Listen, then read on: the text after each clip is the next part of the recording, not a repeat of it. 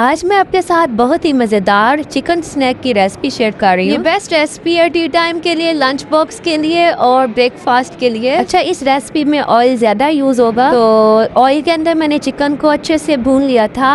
उसके बाद spices add करूंगी। बेसिक से मसाले हैं जिसमें नमक, मिर्चे, हल्दी और बाकी जीरा, काली मिर्चे और गरम मसाला का पाउडर, धनिया का भी।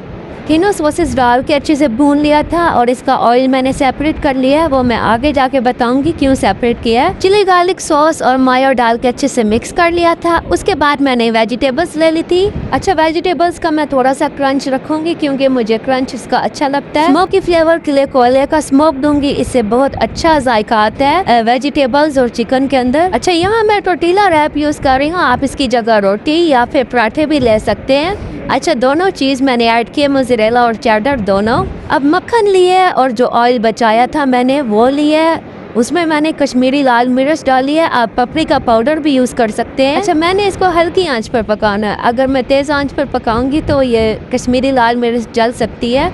तो माशाल्लाह देखें कितना मज़ेदार ये स्नैक रेडी हुआ है। मिलते हैं नेक्स्ट वीडियो में। टेक केयर, अल्लाह हाफिज़।